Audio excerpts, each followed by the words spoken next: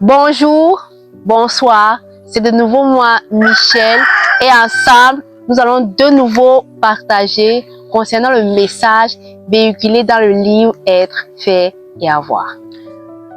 Le décor semble un peu différent, mais notre volonté reste la même, elle est échangée. Eh bien, c'est de ressembler à Jésus-Christ dans notre conscience, dans notre volonté, dans nos émotions, dans tout ce qui fait notre être. De ce fait, nous allons continuer dans la même lancée et saisir ce message, en comprendre les subtilités afin d'être bénis dans cette entreprise que de ressembler à Jésus-Christ, notre modèle. Nous allons donc poursuivre avec la suite de l'introduction de la première partie, l'être. Dieu a établi toute sa création sur la base d'une parfaite harmonisation entre ses essences et le reste de son ouvrage. Cette correspondance doit se faire chacune suivant l'état original, tel que voulu par Dieu au départ. La volonté, la conscience, les émotions doivent être des émanations de Dieu établies en l'homme pour une parfaite cohabitation entre lui et la nature. Jésus est la maquette parfaite qui incarne ses vertus en son être. Il est celui qui restaure l'homme dans sa relation avec Dieu. La nature et les possessions étant en lui-même le lien parfait entre l'être et le reste de la création. Ce lien est respectueux d'une relation de soumission, permettant à l'homme de dominer et d'assujettir le reste de la création. L'être en Christ est la restauration, est la ressource spirituelle qui établit l'homme dans le second jardin. Ce qui est important de comprendre dans ce passage, c'est d'abord que Dieu, en établissant la création, a bien fait en sorte que le système spirituel soit au-dessus du système naturel. Donc, c'est-à-dire, ce qui est spirituel, invisible, est au-dessus de ce que je peux voir, de ce que je peux toucher, de la matière. Et le fait que cette domination soit claire du spirituel sur le matériel ou sur la matière me place dans une position où je n'ai pas le choix si je veux véritablement être au cœur de ce qui se passe réellement. Donc, être un être spirituel pour ne pas être une victime et des circonstances et des situations auxquelles je puisse faire face.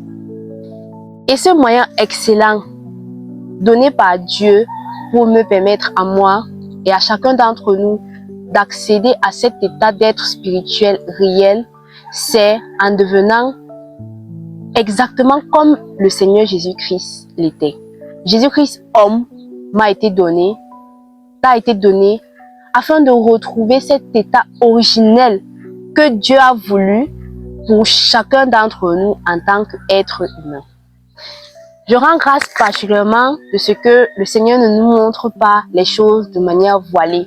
Il nous dit clairement que retrouver cette nature en Jésus-Christ, c'est d'avoir une conscience renouvelée, des émotions renouvelées, une volonté renouvelée, exactement dans le canal, dans la même direction que le Seigneur Jésus-Christ. Autrement dit, comme Jésus-Christ a pensé, je dois penser. Comme Jésus-Christ l'a voulu, je dois le vouloir également. Vivre ces états, c'est cet état d'être en Jésus-Christ, non pas comme des œuvres, mais véritablement comme une émanation, une expression de mon être profond. Et le Seigneur nous montre que véritablement, son but est de rétablir l'homme au travers de cette ressemblance en Jésus-Christ dans son système naturel, dans son système créateur. Il veut que de nouveau, je puisse être capable de cohabiter dans cette nature, mais non pas comme étant victime des effets de la nature des circonstances, mais véritablement en étant actrice, en étant au-devant des événements, au-devant des choses. Il le veut également pour toi. Mais il y a une chose qu'il faut véritablement mettre en lumière. C'est que cet état d'être, cette position au-dessus de la nature, au-dessus des circonstances, Dieu l'a mis sous une seule bannière qui est la soumission. La soumission à Dieu afin que les événements nous soient soumis. Et je rends grâce à Dieu de ce que il a vraiment fait les choses d'une manière excellente et magnifique. Parce que il n'y a personne d'autre, ni sur terre, ni dans les cieux, ni même sous les cieux, qui ait été plus obéissant que Jésus-Christ. Il est donc le modèle parfait de ce que veut dire être soumis à Dieu. Donc, en ressemblant à Jésus-Christ, en épousant sa nature, je serai capable de vivre cette soumission parfaite à Dieu. Et véritablement, la nature, les événements me seront également soumis. Que le Seigneur soit béni pour cette révélation puissante qu'il nous donne d'avoir. Je rends grâce à Dieu qui nous accorde, à vous et à moi, de saisir cette réalité. Que la soumission à Dieu est la clé qui va nous accorder de vivre sur cette terre, non comme des esclaves, mais véritablement comme acteurs participant avec lui des plans qu'il a pour chacun d'entre nous, afin de ne plus être victime des circonstances, mais véritablement que ces choses nous soient soumises à nous en tant qu'enfants de Dieu. Ma prière aujourd'hui pour chacun d'entre nous, c'est que réellement Dieu nous accorde de désirer dans notre cœur de vouloir ressembler à Jésus-Christ, afin que sur cette volonté que nous aurons profondément en nous, le train de la volonté de Dieu puisse passer et faire véritablement de nous ces personnes-là à l'image et à la ressemblance de Jésus, désirant dans leur cœur, en toute sincérité, être soumis à lui, Dieu. Nous rendons encore grâce à Dieu. C'est tout pour aujourd'hui. Mais nous prions que nous restons connectés, unis en esprit, en tant que le corps de Christ. Que chacun d'entre nous soit béni par ce message.